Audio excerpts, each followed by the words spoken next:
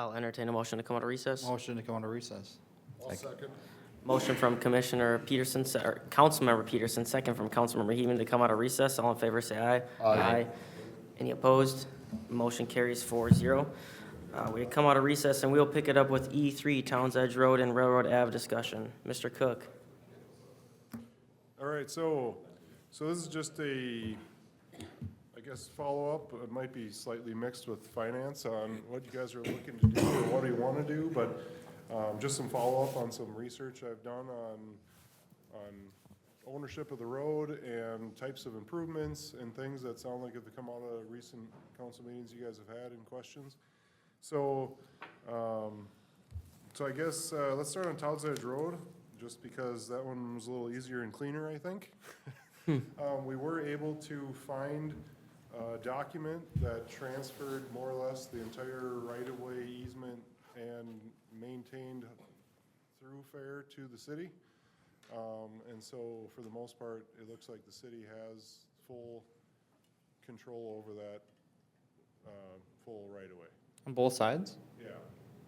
So this one document conveyed that from along South Passage from Whiskey all the way over to what was Polk, but what we call Railroad Avenue, up Polk to Towns Edge Road, and then out Towns Edge Road to 65.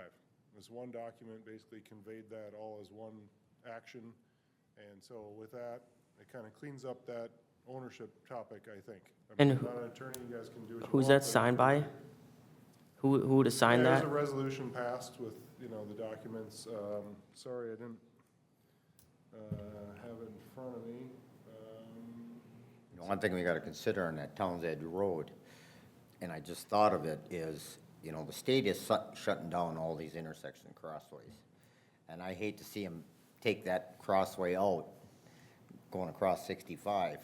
We gotta be careful in what they're gonna do. They could end up closing that thing down. I don't know if there's any way we can research what their plan is there either. And that's all state dictated. There's nothing we can do about it.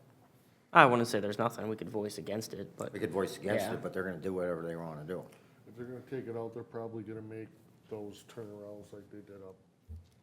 they would have to do something. You can't route all that traffic to the one stoplight on 65. J-hooks. That's one of the J-hooks, yeah, major yeah. routes. Yeah, J-hooks. I have a hard time believing they would cut off Towns Edge Road, but that is something to consider. So basically what you're saying is we're on the hook for all the cost, That's the way it looks. no county share, You're- even though Not a it's county, the county's not involved, the a township. township. Yep. So the next follow-up then, on steps or situation, it looks like we had budgeted for kind of a full reconstruction of that road, to adding curb and turning it into a city standard section. That was done back, I would say, at least 10 years ago with the concept of extending sewer and water through it. On our last version of the capital improvement plan, we had removed extending sewer and water through there, but the cost to do the street work didn't come back down. And so I just did a reevaluation. It definitely is too shot for a mill and overlay, so we gotta reclaim and pave it, but I'm recommending we don't do curb and gutter, we just reclaim and pave it. At which point then that price is, estimated at a $315,000 project instead of a $500,000 project. And we don't have to worry about where stormwater goes, it just pretty much goes back where it was. And so that's basically where it sits. It's scheduled for 2029 right now, and, it is in a condition already that warrants a reclaim and pave, but it would basically be your guys' prerogative on moving it up or addressing it. I'm not exactly sure why it got brought up now, so your guys' call on that. It definitely is in need. It's just, fits in our schedule right now. It's not a state aid route, so it's not something we can fund using those state aid funds, so you'd either be looking at your general fund or assessments. On that topic of assessments, the south side of the road is not in city limits, so you'd be looking at, half of that being either a deferred assessment or not assessing it. But again, that would be kind of your guys' consideration on that. In the township, so the south half of the road, if you look at the map, the GIS map, the south side of the road is owned by the township. So could we not assess them, the township, or get some sort of cost recuperation because part of that road is theirs? No, No, that's what this That's what the document green, we're talking about. there's, okay. Conveyed that all to the city, just because GIS shows something or the county Yeah. shows something isn't survey accurate. So I just found Mayor David Apitz A-bits, yep. in March 2003, processed that right away. Why would they do that? Huh, okay. can I see a copy of that document? Yeah, I've sent it to Josie and Thanks. Stephanie here. So another question I have, we are not obligated as a city to put curb and gutter in there with storm sewer? I mean, wouldn't we be out of MS4 compliance then as a city? Aren't we required to have that? So, no, so our city standard is to make things urban streets. So, Right. you know, that's why it was our cost estimate and what we included. We're gonna do work on it, you know, can we make it an urban typical section? Yes, it'd just be a little tricky when we don't have stormwater placement to send the stormwater and the curb doesn't carry it somewhere. And the current setup of that roadway is not urban, it's rural. And we don't really have a need to convert it to urban when it's not intended to change. Yeah, we're not putting sewer and water in there, so. Right, Yeah. Right, So I'm gonna ask you something stupid. I know when they did Railroad Avenue, they were put on city water but not sewer because there was no way to get sewer there at Okay. that time. So how would we put sewer there if there isn't anything out to that, to Railroad Avenue? right, so again, about that 10-ish years ago, I did a relatively deep dive on how to get, that was when we were trying to figure out how to get sewer and water to everybody in the city. So this segment was evaluated as, we could run gravity sewer west from the furthest east home on that street and get it back to Railroad Avenue where we'd have to build a reasonably large lift station to pump it back up Railroad Avenue to Palomino, which is where our gravity sanitary is. To just kind of take that one step further, we were also looking at that Pond Street that's right there, that's that little gravel dead-end cul-de-sac. That would also be able to then connect to this lift station as well, and that was the concept. But the cost to do that was, you know, on the order of $300,000-$400,000, and it was gonna service 8 homes. And so, cost-effective wise, it didn't make sense. And at the time, the concept was, well, if a developer ever chose to develop south of Right. Towns Edge Road and annex into the city, they could choose to have utilities extended and, you know, more or less Absorb fund that the cost. majority of those utilities. And so at that time, we decided, until a developer drives that type of improvement, let's not budget for it or pre-spend hundreds of thousands of dollars for 8 services. Especially if we're gonna try and, assess it, and then they're paying way more than it would normally cost an individual to have a service. Right. So that's where it got, and that's why, considering it's a rural type section, I'm recommending that it stays rural until such time that a developer comes and tries to convert it to an urban type development. And that's kind of, yeah, how we got to where we're at. And that makes the most sense, and that's a good approach and a makes sense approach. I like that approach, but what's your opinion of that road? I mean, if you were to grade it 1 through 10 compared to other roads, I mean, I heard there were some complaints from residents about that road, and I drove it and it didn't seem that bad, but I'm not an expert. Well, that's funny, because our rating system is 1 through 10, Pazer system. We have our city staff evaluate all the streets every few years to see how it's trending. We actually have it on our GIS system, and you got me on, I don't know the number off the top of my head, but my last drive of it, I would say it's at about a 3 or a 4 out of 10. And that's where that threshold is. A 5 is that line of maybe you could mill and overlay it. And once you cross that line, you mill and overlay it, it's gonna crumble and you wasted all your money. And so we've now passed that threshold of, it's 2-shot for mill and overlay.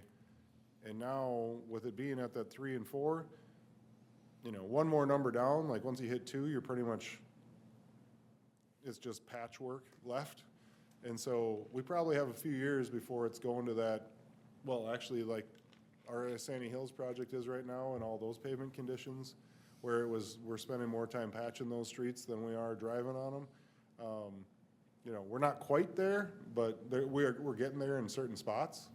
And so, right now, it's slated for 2029.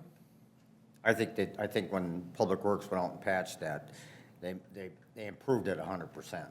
Yeah, and I guess, you know, I'd defer to Josh on Yeah. how much effort this is compared to Sandy Hill streets, you know, and if anything, that'd be your basis of how long we think it's gonna last, but I think 2029 is gonna be stretching it, but So But I think you're that saying the we're, last 5 years, I think it's the first time it's been patched. we're Yep. past laying tar over the top of the existing tar. You're gonna to have to get our remove it. benefit out of that cost. Okay. If you did do that, what would you think would be the life expectancy before we'd be looking at another? I'm just wondering Yeah. if there's enough time in there to think that maybe it'd buy time for that to get developed or not. Sure, so I would say if we try to do a straight overlay, to what's out there right now, we're probably gonna get 5 to 7 years. That's it. And overlay, when we spend that kind of money, we want it to last 15 years. Sure. And so that's why, that's how we do our cost benefit analysis. Sure. Is, nope, we're not gonna get the life out of it, we'll get the life out of a reclaim. Even if a developer came, that doesn't specifically drive that road needs to change, it would be if those homes are gonna have, let's say it's homes for that matter, but let's say they do homes and they actually put driveways onto the street, like all along it, and now we're turning that more into a urban roadway. Okay. You know, that's when I Sure. would say it probably would drive it needing to change, as opposed to if a developer came and they just put one access point and made a new street off of it, and then made their own development, you know, maybe the road still doesn't actually need to change to urban, because it doesn't actually have more driveways on it, and it's still a rural type roadway. What's the assessment policy for that road? You know what, they'll get assessed like everybody else does, but what doesn't make sense is that is a main road. So a third of the city is using that road, but yet I'm guessing the city and the landowners on the south side are the ones that are gonna be assessed for that road. At a normal rate, or is it discount rate, or? No, they're all at a normal rate. You know, the actual design of the pavement section isn't much different, you know. The amount of traffic, car traffic, like barely impacts streets based on our road sections. They're all set up for those heavy vehicles. And so Towns Edge Road, not aware of it having a higher heavy vehicle traffic than any of our other streets.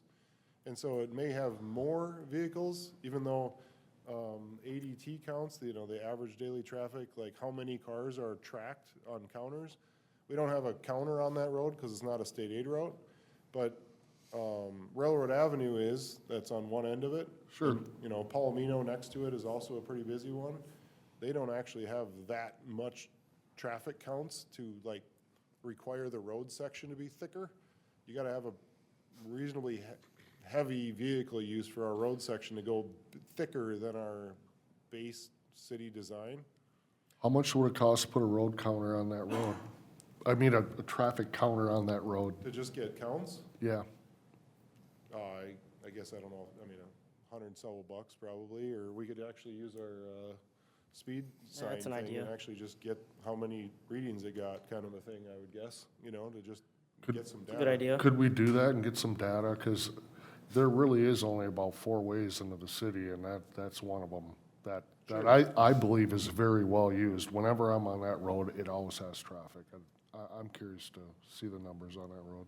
Sure, we certainly can. I would be very shocked if it changed our pavement design. Right. But either way, And you had said that's how much? Did you say like 320 roughly estimate, or? yeah, yep, about 315 in today's dollars, so by 2029, it'd be 360 or something. But 25%, you know, of the project would be accessible. And that would put it at, somewhere around, whatever, 45,000 maybe would be accessible to our residents currently that The have to 8 divide it. residents. And then 45,000 would be that deferred topic, and then the remaining, 160,000 would be city cost. It's not a state aid route, so it'd be general fund type thing. So you're Two thinking, hundred sixty thousand.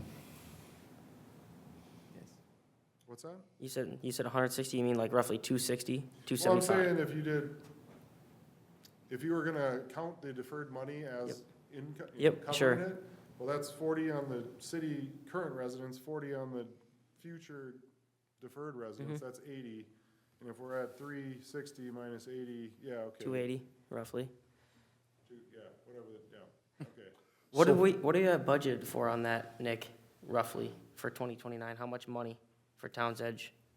Exactly what Jason just said. Oh, was that what it was? Or did you just change? Updated it. to Oh, that. okay. I guess I don't know what it was before I Okay. switched that. It was- It was higher. It was higher? Okay. Yes, because that was still with bringing it up to city standard. I think that, Sure. I don't think that road's been patched in 5 years. And like I said, I think the city the staff, the public works did a fabulous job in it, because I drive it every day, twice a day, minimum. I think we can leave it for 2029. And maybe by then, I mean, if he has to patch it 1 or 2 more times, I think it's money well spent to leave that out. And I think we could, in that time frame, maybe we can start finding a creative more way to budget more money, so it's not putting on those 8 residents. Yeah, it's I too like much that for idea. 8. That's too much for 8. You take 45,000, divide that by 8, Yeah. at today's interest rates too, on that assessment, it'll be up a little bit higher, I think. you know, so I think we leave it, and I think Public Works, if they need to patch it, because I can tell you right now, I guarantee in the last 3 years, it's never been patched. And it was in dire need I of would it, agree, I think. Really? but I don't notice it man, that you're much. I don't notice it that much. Really? What does But- patching it cost? See, they do that With good of a time job, you materials. don't even Don't even notice. notice, yeah. Good job, guys. Ballpark, I'm not gonna hold you to it, but If I was guessing, I think it's $175 a trailer, but that's just a pure guess. Okay. That's not labor, that's just the cost of the material. Sorry, I lost my voice. How much time roughly does it take to do that road? A full day with 2 guys, roughly? Probably like, yeah, three-quarters of a day, not even a full day. And I don't think it's that much money to start throwing that in there at this time. So roughly, call it $1,000 with material and labor, maybe a little more, somewhere around that. Okay. Well, you guys did a really good job this year. Yeah, that's nice. I noticed it as They soon as patched you did it and you didn't even know. Yeah, in the past, I guess not, That's a yeah. good job. Yeah. did Never one- noticed any big potholes on that one. I mean, it This looked, was there was this year. starting to get some. It looks a little funky, but it drives. Like, if your eyes are closed when you're driving, it's great.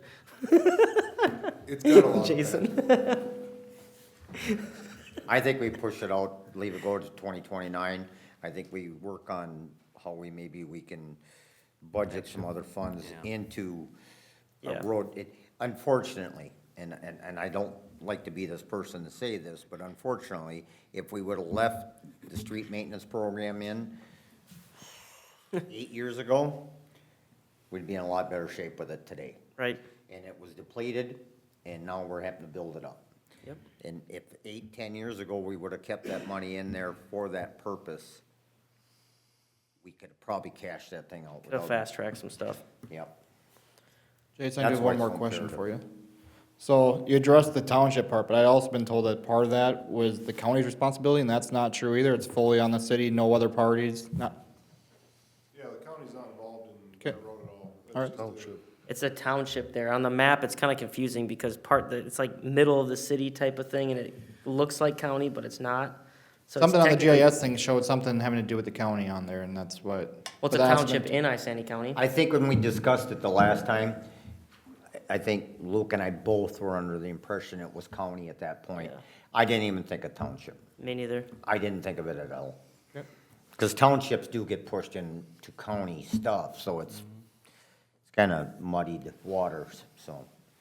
But apparently that document frees the township of all liability, which kinda sucks, but is what it is, so. I mean, you could have your attorney look at it, I mean, I don't know specifically, like, if there's some caveat of it that would have that happen, but it definitely is worded like, this is from the township conveying the corridor of the road and what's being maintained and used to the city. Is that fairly typical? Have you think I seen remember something that like that happening, before? Yeah, I mean, I guess, I don't know what happened or what made that occur. It But, it you was know- snow plowing, I believe. Well, so those types of things, right? Like, who's gonna plow it? Oh, I only own half the road. How about you take those roads and I take these roads? I And, think that's you how know, it came maybe about. there's some kind of agreements going on, maybe there's some money, you know, to cover the cost of the project, and they paid that, and then we took it over. Sure. Cause that happens, you know, even with, Yeah, they made it well, even whole and then county took it roads, over. there's turnbacks Yep. where, the county might say, hey, we wanna give you this street. And we say, well, it's not in mint condition, and they go, well, we'll rebuild it so it's in perfect condition, and then we're gonna give it to you, and then maybe the city says, and this happens, they're called turnbacks, the city says, okay, I'll take it. And then the street becomes the city's, but at least it's in mint condition instead of like a failed condition, so. There's a lot of different situations where ownership just gets clarified, or, you know, the one maintaining it, you know, takes over, but there's a reason for it. You know, maybe there's some other agreement that made some other half road not ours to mess with, you know, I don't know, but. Do you know when the last time? Do you know when the last time that was repaved? Is that noted anywhere in our How's that records? road? When it was, yeah, No, I don't even know. probably early 2000s, like a lot of the stuff. Yeah, And that could have been when that was turned over. Right. And unfortunately, ex-mayor Apitz and several of the council members are no longer alive. Right. To have asked those questions. So, I mean, it was Ralph Johnson, Dave Apitz, I know Sue Larson was on there, and I don't remember who the rest of the council members were, but you won't be able to ask them Sure. what transpired. Okay. Jason so do you need anything from us at this point on this topic, or, I mean, now we know it's, you know, roughly 315,000 nowadays money, to do this project, and you suggest we budget for it. I assume we don't start planning for that actual engineering side for probably at least 3 years, like 2028, probably. right, yeah, the only purpose of it being here is the. you guys Information, had raised okay. some questions before, wanted to bring information, and then if Thanks. your guys' direction was, let's move it up to next year, well, then we gotta worry about it. If it's, I think we're good with what we got, then we just update, you know, the long-term capital improvement plan budgeting to keep the number and project it forward to the right year, and we don't have to talk about it again for a couple of years. Do we have any That's- roads that are in better condition that were scheduled before it? I wouldn't say better condition, South Passage is in almost identical everything. In that we have it slated for 2027. It's also a rural road, it's also crumbling, and we're also planning on doing a reclaim and pave on it. I feel that one has more traffic, at least from my, you know, apparent take on traffic loading, and it's a state aid project, a state aid route, so we'd be able to use state aid funds on it. But that one's in 2027. I thought we planned for that for, oh, no, that's not next year, is it? That was railroad and that's next year, correct, for state aid? Okay. All right. So I mean, flip-flopping those, budgeting wise is different because one's planned to be funded from state aid funds and the other one isn't. But, you know, that one maybe is not quite as bad of a condition, but it has a better funding source and is also in need of it. Yeah. We don't have enough in state aid to do railroad and, South Passage in 1 year? Is that, I can't remember if we discussed that or not. I would have to look. I guess on the positive, we are trending well under the state aid budget we thought we were gonna need to expend this year. You know, hundreds of thousands of dollars less on how the bids came in on the roundabout, as well as how our projects have gone on the mill and overlay, and Sandy Hills hasn't really gotten going yet, but as long as that's on budget, we're looking like we got more left over, which is great. We can also request up to a 5-year advance of where our balance is supposed to be. And we would really have to kind of dig into where we think we're gonna be at the end of this year, how many years we will be able to ask for in advance and see, but gut feeling would be we're gonna come up a little short. Okay. All right. All right, how about for, you okay if we move on to Railroad Avenue, guys? We got 15 minutes left. All right, let's see what you got to say about Railroad Avenue. All right, so Railroad Avenue, we had done a study on that road in 2017, trying to determine how much room we had to work with. At that time, you know, the main goal was to figure out how to get that walkway to meet our width requirements and have some safety grade separation type of thing. So we did that full study, we surveyed it, we found the right-of-way lines, and essentially, the right-of-way is only 40 feet wide. The road is 34 feet wide, and it's not quite centered. It's essentially only 2.5 feet from a back curve on the east side to the right-of-way. We have hydrants in that are almost exactly to that right-of-way line. There's power poles that are pretty much on the right-of-way line, if not a half foot over it on the east side. So essentially, we have, by clear zone requirements of sidewalks, we have 1.5 feet we can move east from where the current back of curve is before we're too close to the right-of-way, and we're now either needing to go after land acquisition and a lot of moving utilities, trees, fences, the whole chain reaction. So the findings of that report was essentially to move that curb line to where the white stripe currently is out there and let the walk stick out that little, like more or less a foot to the east to get the curb in on the white line and still build a 6-foot wide sidewalk and still fit within our right-of-way limits. My mic hasn't been on, so sorry people listening from home. Anyway, that was really good information. So, yeah, so. There's not enough room to do what we had wanted to So do. we don't have room to go east. We got a little bit of room, but that's how much we were planning on using. To west, we have 3.5 feet from the back of curb, but our current budget didn't include touching that west curb line. We wanted to leave that curb in place and just resurface the road and move the one curb line on the east side.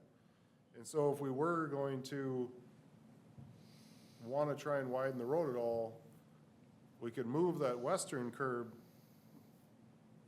1.5 feet to the west to buy 1.5 feet, but that would cost about $140,000 to mess with, because we'd be redoing the concrete ramps, their driveway aprons, and rebuilding all that curb and reshaping everything. There also is a conflict with the current right-of-way, where on the north end, the curb's already tapering out and onto the right-of-way line as it is on the west side, so we wouldn't really be able to move that at all. I do have some pictures, I guess, that I could pull up for just kind of showing you guys what I'm talking about. And that engineering report, we can obviously get you guys as well, so you can see all these findings, but here's the report. I think, won't let me do much. Oh, there we go.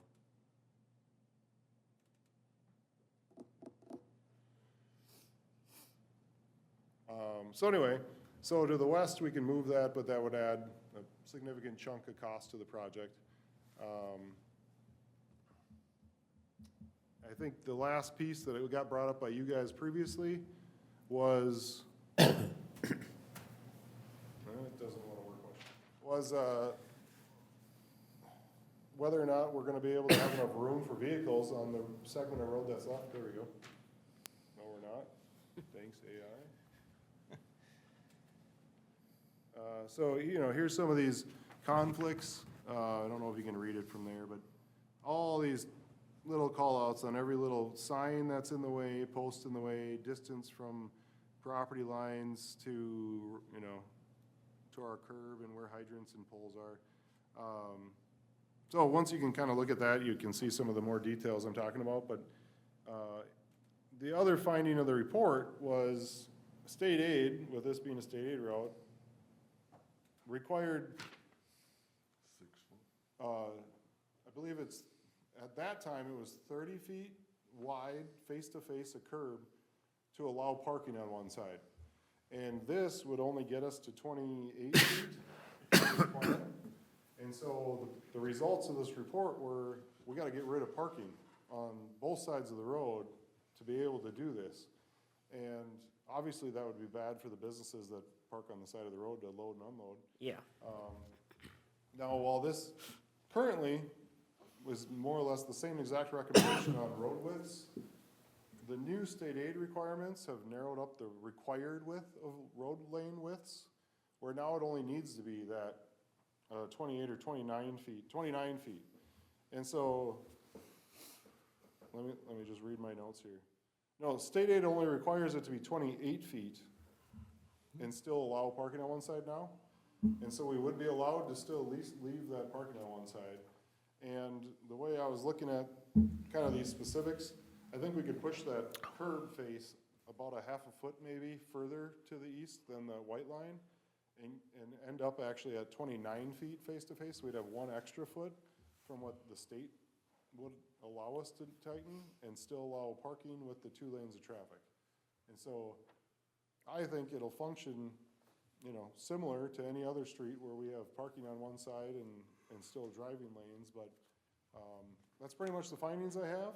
And I guess if you guys have more questions, let me know. And like I say, this isn't popping up as quick, but I have some photos of some of the other conflicts and problems that were identified there.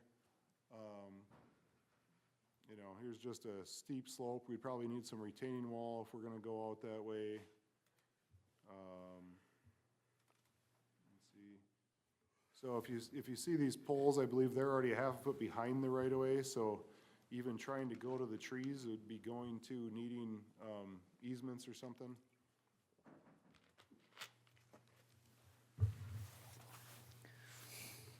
Yeah, just more utilities and more or less this green space is only, the front third is the right of way. And so it's just, not only is it just needing a little more room, it's just the fact that there just isn't room to move to, even if we're trying to get easements. Like here, you know, if we tried to get easements, essentially the right of way is only halfway in this green space, and we would, you know, can't get closer to the building than a foot away. I mean, obviously we do concrete the whole way, but essentially our rights would need to have our walkway a foot away from the building. Well, now we're, you know, we gotta figure out where signs go and things, and they wouldn't have room for it, so. Just various things that we, you know, would really have to dig into and work around. You know, I think I estimate just trying to widen to the east would essentially involve 7 parcels that, you know, as we found, one person decides they're opposed to the project, you know, pretty much, you know, makes it pretty tough for us to be able to move forward on much of any of it, or we'd have to snake around it. So I'm not sure exactly how deep the questions were, or, you know. Well, I think our biggest thing was we wanted to get a sidewalk off the street, Yep. and that's, we gotta figure out how we can do that. I Yep. mean, it's that strip of lane isn't safe, in my How, opinion. how much to put them orange cones all the way down that road, right at where the white stripe is? Can we do that? like what they have for like some bike paths down, or bike, Sure, we can. The walk with that white stripe is already not ADA. It's already only 4 feet from face of curb to the white line. And so those delineators, you know, would have to kind of sit even further to the west side of the white line to leave kind of the ADA required width. Also, we're using that dual purpose right now, that, okay. Yeah, so essentially, the delineator would kind of have to be put in about a foot to the west of the white line And yeah, I mean, I guess it certainly, depending on how many we use, would make it a visual, you know, barrier. But then we've blocked off the use of the road, which, you know, I believe. Yeah, and Oh, yeah. maintenance of those. But, you know, in the end, then you've now narrowed the road more than if we did the curb plan. And we've actually made things, you know, safer and whatnot. You know, and I mean, that's primarily it. Those delineators are a beast to try and maintain, and, you know, they all get hit, you gotta go repair them all. Plows, you know, absolutely is a fantastic point on how they have to stay on the one side, and you basically have to use the sidewalk plow, you know, broom down the backside of it, but, I mean, it could be done, I just think in the end, it won't get us what we're really going for What year is that road due for being redone Next year. next year. completely? Okay, then yeah. And it needs something we it. should definitely look into doing. Figuring a way out to, get a sidewalk in there, a better one. So right now, it's just mostly a background update on what the current plan and budget is. And I don't really anticipate recommending anything different, you know, going into this. Essentially, because it's on next year's budget, I'd be coming, you know, with essentially a fee proposal to do this project, start the design of it, you know, in probably November, December. And we would just start it like any other project. It's just, it sounded like you guys had some questions on road width, lane widths, reasonings, what costs are included and not included. So giving you guys that update, and you can let me know if there's any adjustments or changes you want to see, but Okay. that's about it. Sounds good. Any other questions for Jason? Well, thank you for the info. We appreciate it. I think we'll have more discussions on both those roads. It is 6:57. I would entertain a motion to go into recess if you guys feel you want to. Motion for recess? Second. Motion by Councilmember Peterson, second by Councilmember Holmgren to go into recess and pick this up after city council. All in favor, say aye. Aye. Any opposed? Motion carries 5-0. We go into recess and we'll pick up city council in 2 minutes.